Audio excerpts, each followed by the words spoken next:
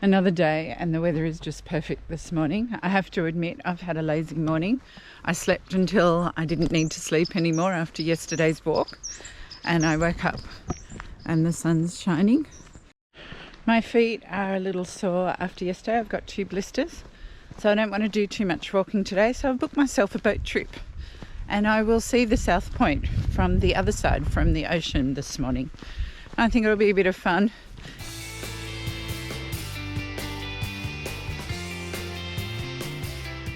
Now, the noise of the boat and the ocean and the wind makes the recording not very nice to listen to.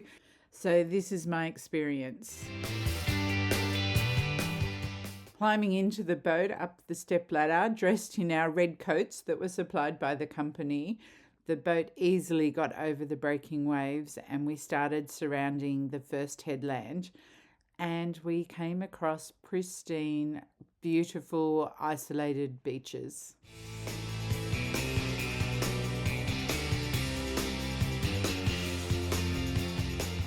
Then, as we come around the next corner, we got to see exactly how rugged this coastline can be.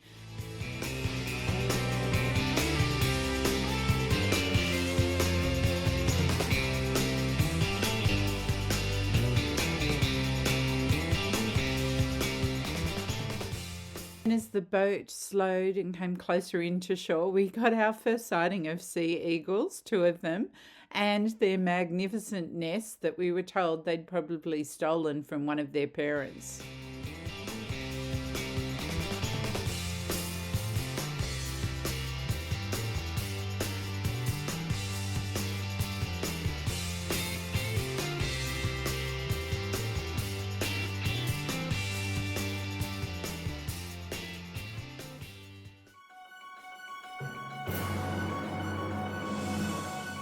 As the boat approached this point, I immediately recognised this is where I had lunch the day before, and we were at South Point, which means we were at the southernmost point of mainland Australia, and it was just good fun to be on the other side from land and go right around the tip in the boat. I was excited, as you can tell.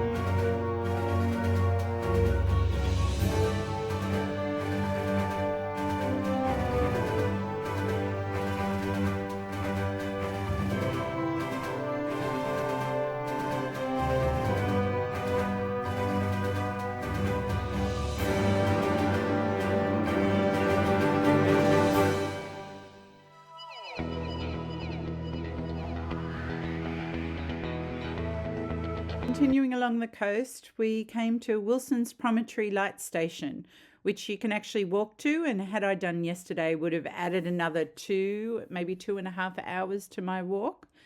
And if you walk there, you can actually book and stay at the Lightstation. The only thing is there's no way to get there except by walking. We ducked around the corner to have a look at the old Lightstation jetty and see the steps carved out of the rocks. It was quite steep and would be tricky to use.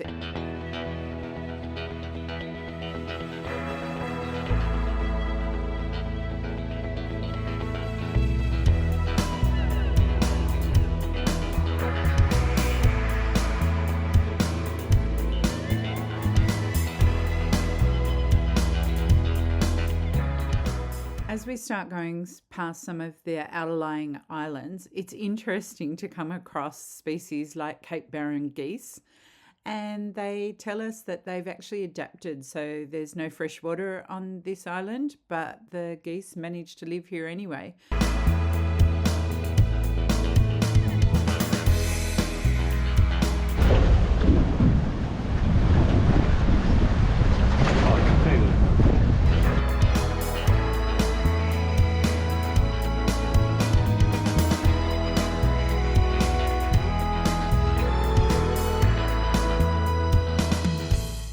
Approaching this next island, there is a distinct odour, and it is full of amazing characters. In fact, this is the 2nd largest seal colony in Australia, the largest being in Phillip Island, and it was just so much fun to sit and watch them all play.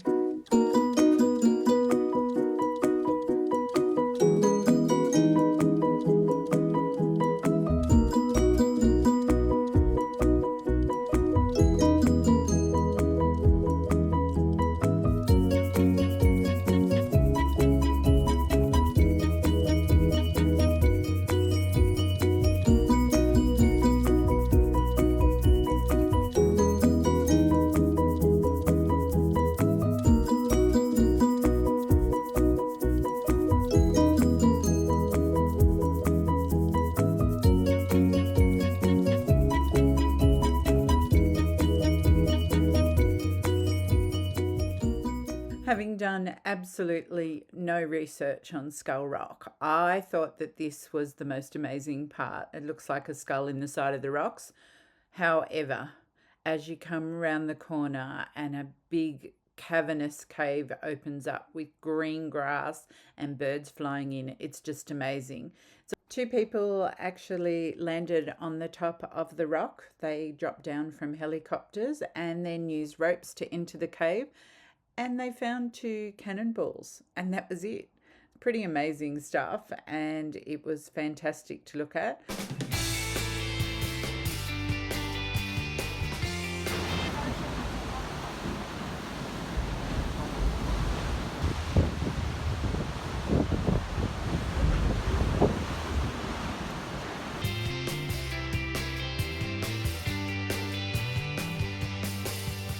We spent some time looking for dolphins and whales. Sadly, I'm a few weeks too early to see any whales, but if you're there from the 1st of June onwards, they do whale spotting trips. For me, these 2.5 hours were well spent. I just had a great time. There was so much to see.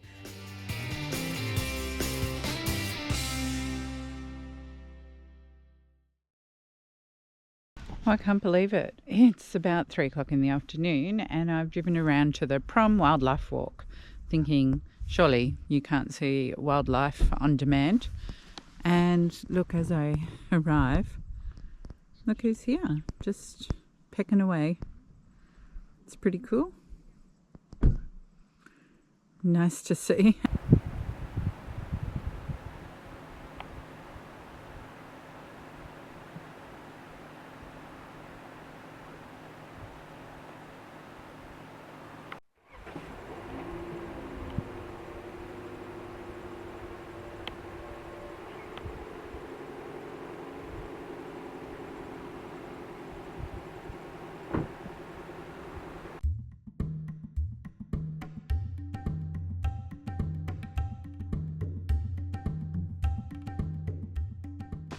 Oh, and look, just a few minutes along. I'm not even caring that I'm here. So little.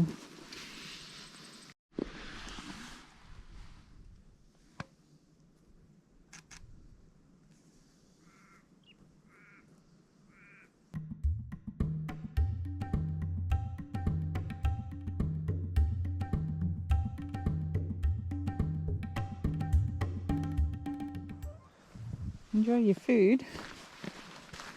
I couldn't be any more lucky than that, could I? Kangaroos and emus in the first few minutes.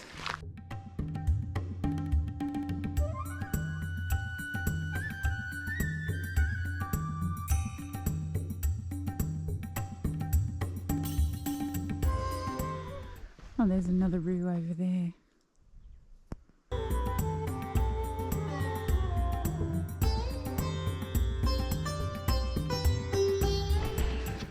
I'm not sure, but because it's late in the afternoon, maybe it helps to do this walk.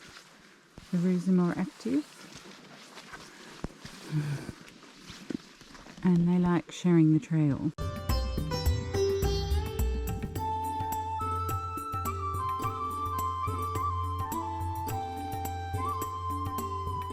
Well, this walk really delivers. I mean, not only for the emus, but there were so many kangaroos and birds in there.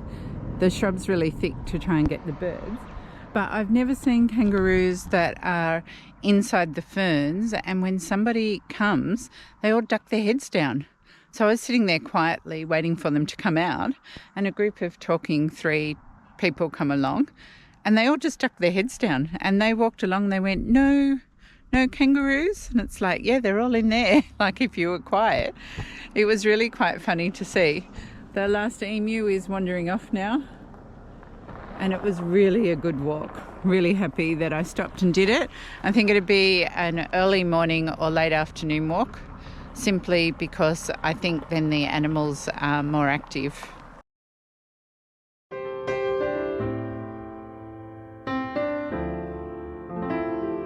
Wow, this is just a look out on the road. And look at this. Absolutely amazing.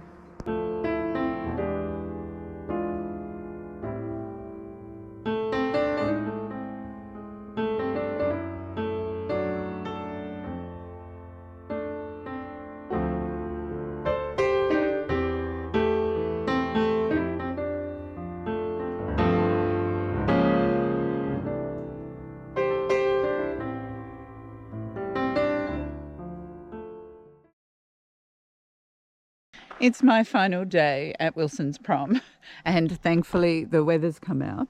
I've just decided to choose a walk along Cotter Lake, and obviously not many people come down here. I've hit a roadblock.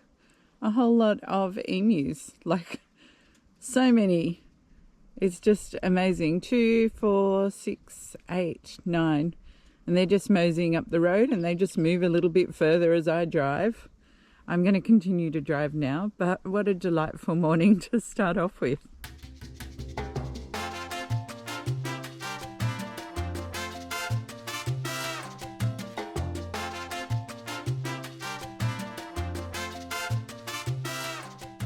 I might be a little upset if I hadn't run into those emus because I've come to the wrong car park. I'm at Cotters Beach car park instead of Cotters Lake car park, and it's just a bit hard to tell on the tourist map. I don't know if they sell big maps, like closer maps, but anyway, I thought after stressing out that family of emus, I should at least walk the 20 minutes and go and have a look at Cotters Beach. So that's what I'm going to do.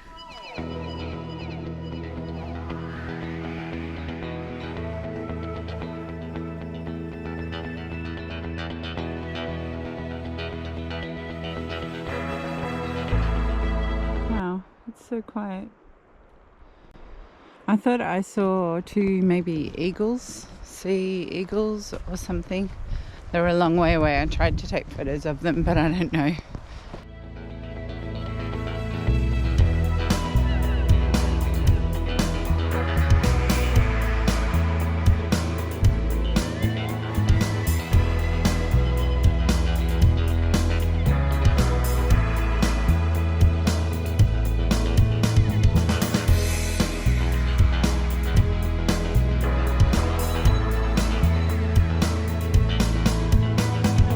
This is too much more than I expected.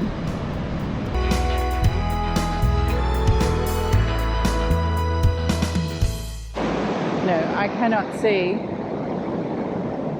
the end up there, but I can down there, so I'll go and have a look. I don't know if these are the rare plover birds that the signs are all up about, but these little things just took a big bolt from me. I didn't even see them, they're so tiny. So I still want to get over there, but I'm going to go this way first.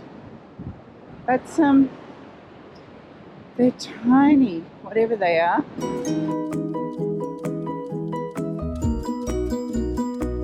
Oh well, after my diversion walking high up on the soft sand, just in case those birds are the rare ones that they're breeding and they don't want people to go near, I've come to the end.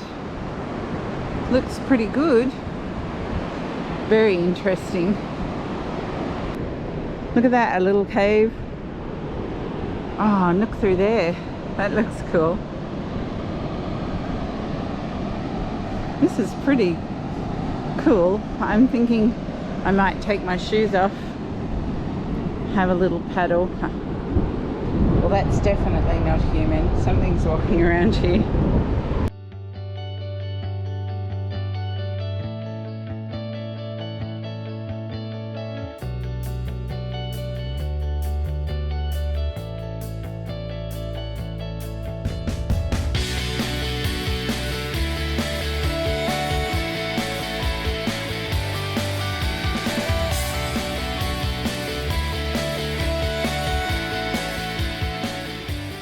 I didn't know this was here, but this is so nice. I think it's time to take my shoes off so I can look a bit more around the corner and have a bit of fun.